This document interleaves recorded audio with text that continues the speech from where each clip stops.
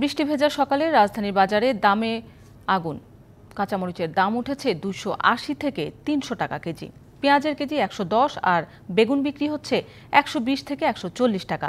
রাজধানী খিলগাঁও তালতলা কাঁচা বাজারে দোকান ভেদে আলু বিক্রি হচ্ছে 60 থেকে 65 টাকা কেজি, পটল 60, ঢেঁড়স 60 থেকে 80 টাকা কেজি। এছাড়া করলা 140 আর লাউ বিক্রি হচ্ছে 80 থেকে 100 টাকা। প্রতিটি বিক্রেতার বলছেন সরবরাহ সংকটে দাম বেড়েছে কাঁচামরিচের। এছাড়া পেঁয়াজ মানভেদে 100 থেকে 110, রসুন 180 থেকে 220 আর আদা বিক্রি হচ্ছে 280 টাকা কেজি।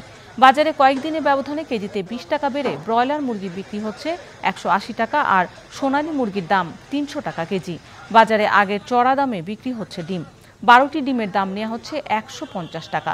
নিত্যপণ্যের এমন লাগামহীন দামে ক্ষোভ দেখা গেছে ক্রেতার মধ্যে।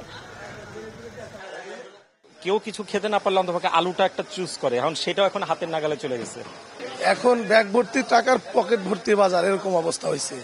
আলু হলো 60 টাকা, কাঁচা মরিচ হলো 280 টাকা, উস্তার কেজি হলো মনে হয় 140 থেকে 60 টাকা।